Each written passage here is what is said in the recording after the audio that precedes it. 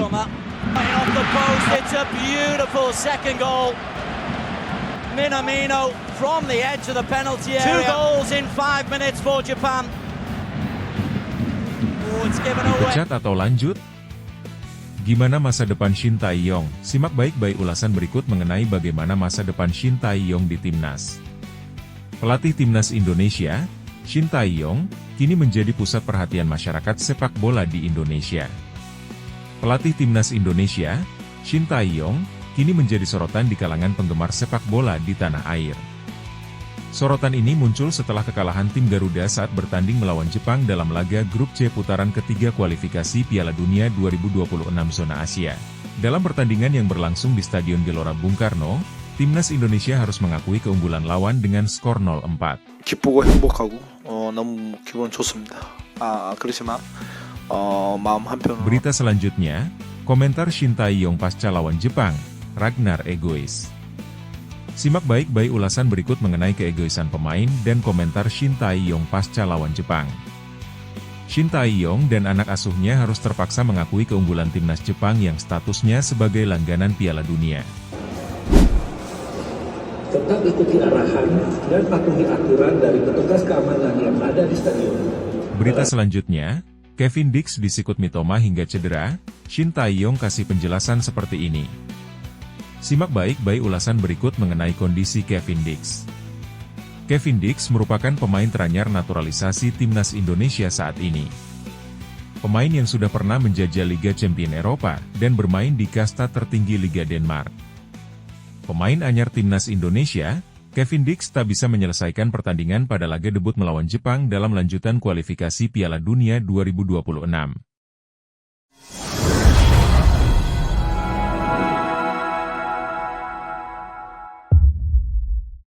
Dipecat atau lanjut? Gimana masa depan Shin Tae-yong? Simak baik-baik ulasan berikut mengenai bagaimana masa depan Shin Tae-yong di timnas. Pelatih timnas Indonesia, Shin Tae-yong, kini menjadi pusat perhatian masyarakat sepak bola di Indonesia. Pelatih timnas Indonesia, Shin Tae-yong, kini menjadi sorotan di kalangan penggemar sepak bola di tanah air. Sorotan ini muncul setelah kekalahan tim Garuda saat bertanding melawan Jepang dalam laga grup C putaran ketiga kualifikasi Piala Dunia 2026 zona Asia. Dalam pertandingan yang berlangsung di Stadion Gelora Bung Karno, timnas Indonesia harus mengakui keunggulan lawan dengan skor 0-4. Banyak yang menilai bahwa Shin Tae-yong gagal dalam melakukan rotasi pemain, sehingga performa timnas Indonesia menjadi kurang optimal. Mara Satria Wangsa, mantan manajer Pelita Jaya yang kini mengamati perkembangan sepak bola Indonesia, memberikan tanggapan terkait situasi ini. Ia melontarkan komentar yang terkesan satir kepada netizen, sampai saat ini, Shin Tae-yong gonta-ganti Lineup di posisi penting, karena dari hasil survei, Shin Tae-yong tahu bahwa dari kacamata publik, diperoleh Lineup yang fix.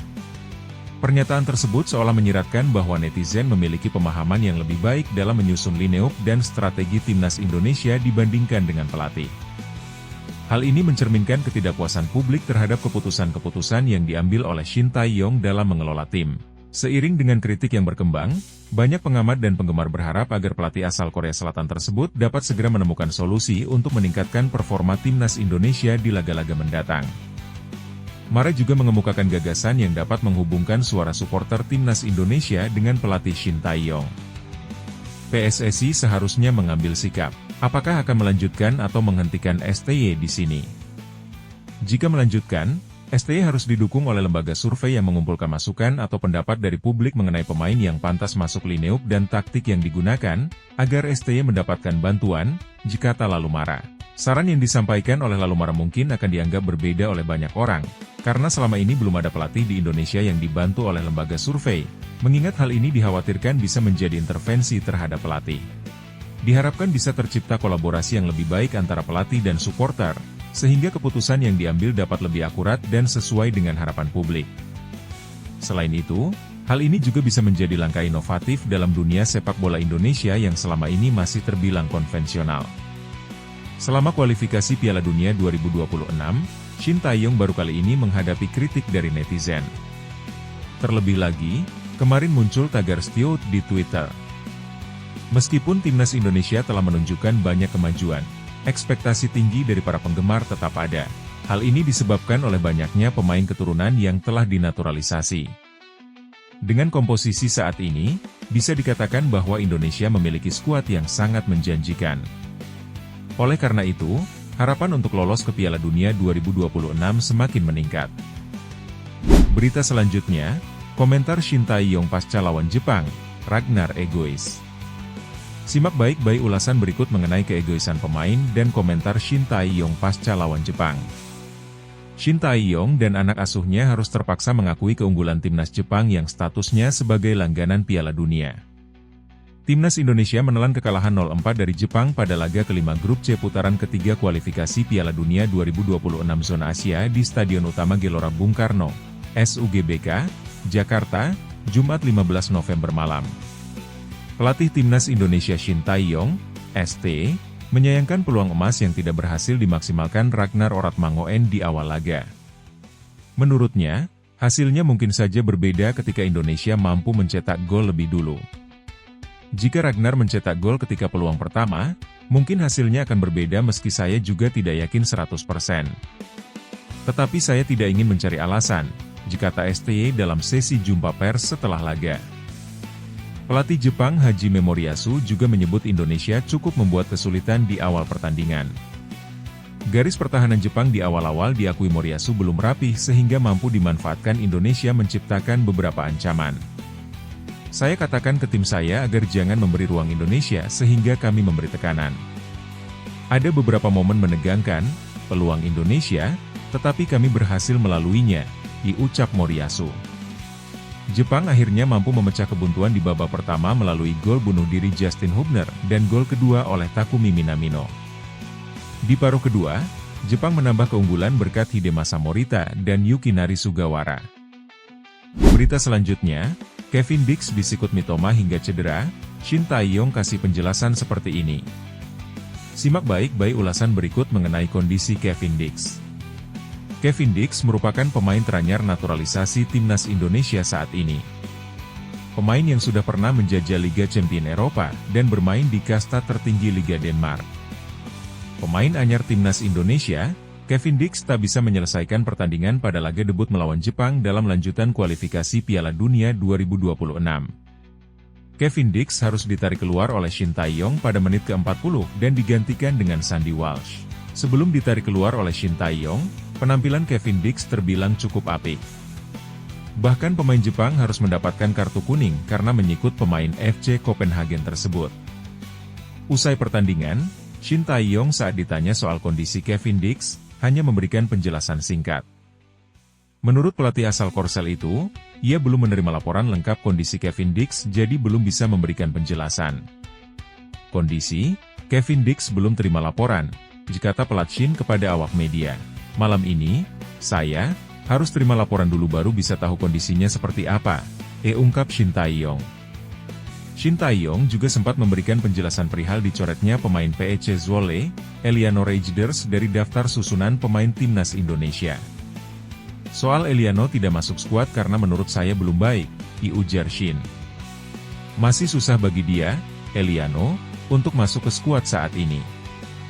Jadi saya memilih seperti itu, ditambah pelatih asal Korsel itu. Di kesempatan yang sama, Shin Tae-yong menyebut bahwa kekalahan telak timnas Indonesia atas Jepang tidak membuat peluang tim Garuda untuk finish di posisi ketiga atau keempat menjadi tertutup. Timnas Indonesia harus mengakui kehebatan Jepang dengan menelan kekalahan telak 4 gol tanpa balas di Stadion Utama Gelora Bung Karno, SUGBK. PSSI pasang ratusan CCTV saat laga timnas Indonesia lawan Jepang dan Arab Saudi demi jamin keamanan. Simak baik ulasan berikut mengenai kebijakan PSSI memasang CCTV ratusan, kira-kira apa penyebabnya?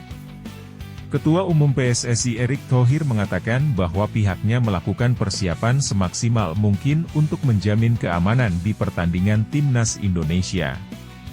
Pembicaraan keamanan pertandingan timnas Indonesia belakangan ini memang menjadi sorotan.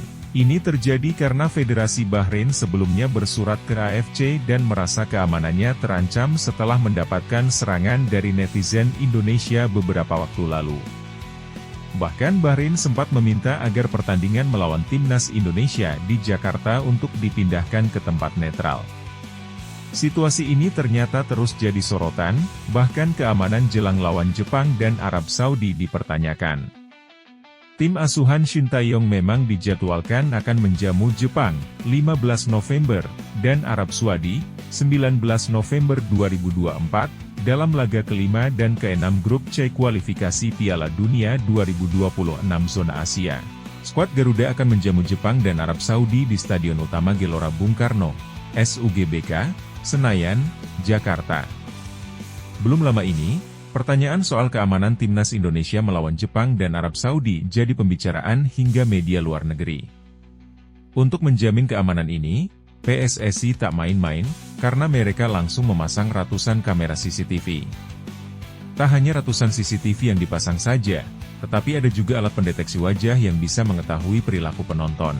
Oleh karena itu, beberapa waktu lalu PSSI mewajibkan semua supporter yang ingin menonton pertandingan timnas Indonesia harus mendaftarkan diri ke Garuda ID. Bahkan untuk pembelian tiket saja diwajibkan memakai Garuda ID ini. Ini dilakukan agar bisa menjamin keselamatan supporter selama menonton pertandingan timnas Indonesia. Kami melakukan investasi bersama juga dengan memasang 103 CCTV tambahan, ujar Erick Thohir kepada awak media. Pria yang juga menjabat sebagai Menteri BUMN itu menegaskan bahwa pihaknya memprioritaskan keselamatan dalam laga timnas Indonesia ini demi menjamin keamanan semua pihak. Mantan pemilik Inter Milan tersebut mengatakan bahwa keselamatan dan keamanan ini jadi prioritas PSSI, karena memang tim Merah Putih saat ini sudah naik kelas. Jai Itzes dan kawan-kawan sudah berada di level berbeda, dan tim-tim yang dihadapi pun tim yang langganan tampil di Piala Dunia. Untuk itu, PSSI pun ingin memberikan keamanan dan kenyamanan terbaik buat supporter. Hajime Moriyasu waspadai teror supporter timnas Indonesia, minta Jepang kuatkan mental saat main di GBK. Simak baik-baik ulasan berikut mengenai kekhawatiran pelatih Jepang soal teror supporter Indonesia. Seseram apa sih supporter timnas?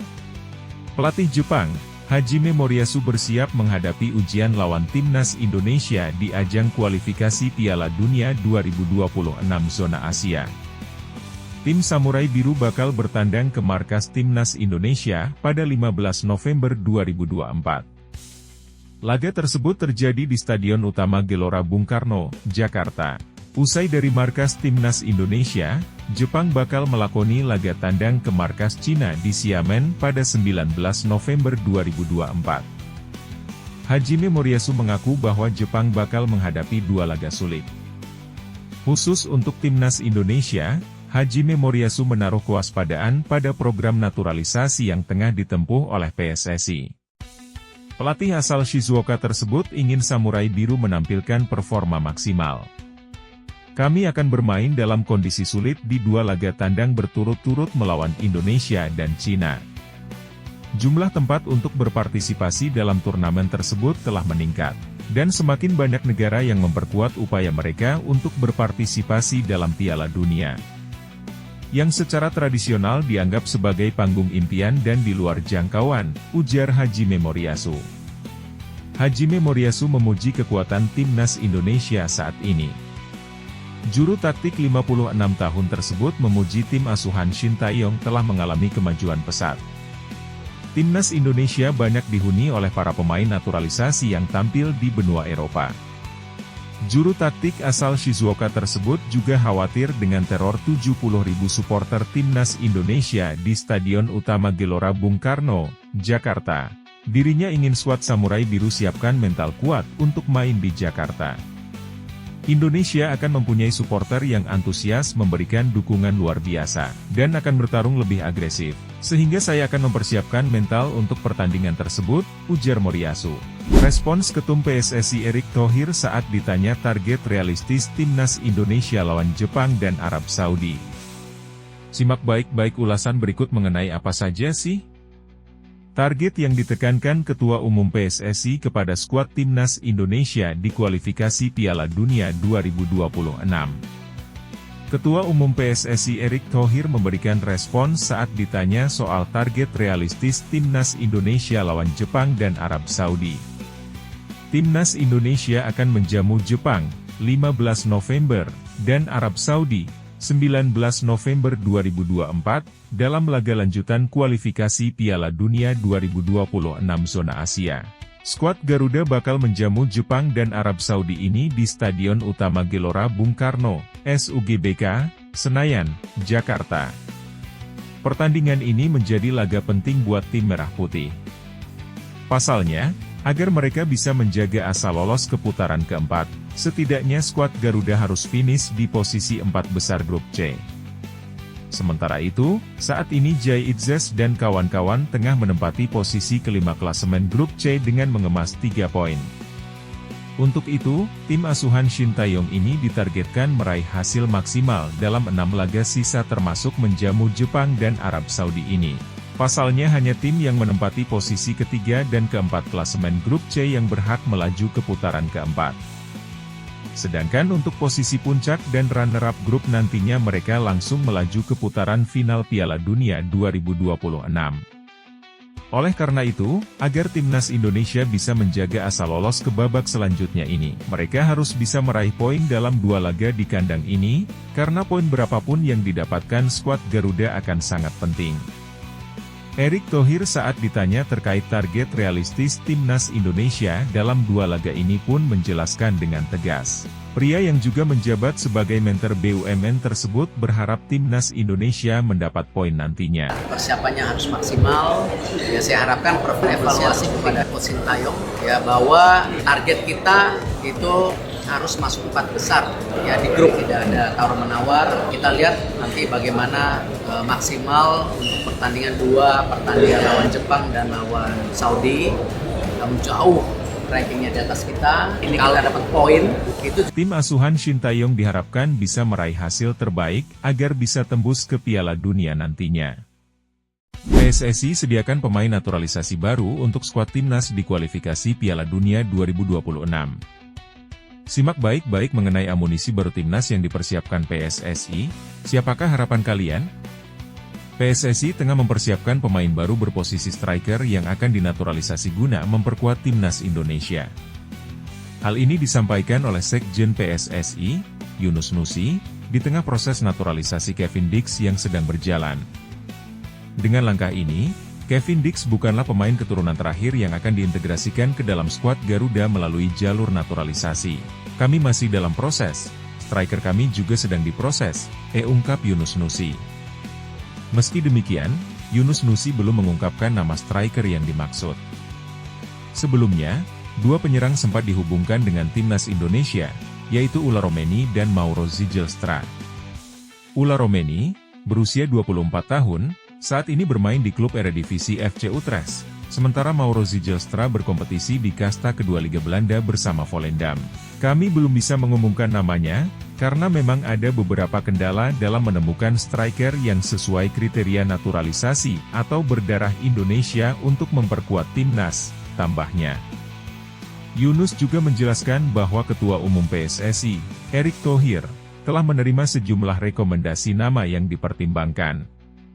Erick akan kembali memimpin proses seleksi pemain yang akan dinaturalisasi untuk timnas Indonesia. Saat ini ada beberapa rekomendasi, dan Ketua Umum yang akan melanjutkan prosesnya, ujar Yunus Nusi.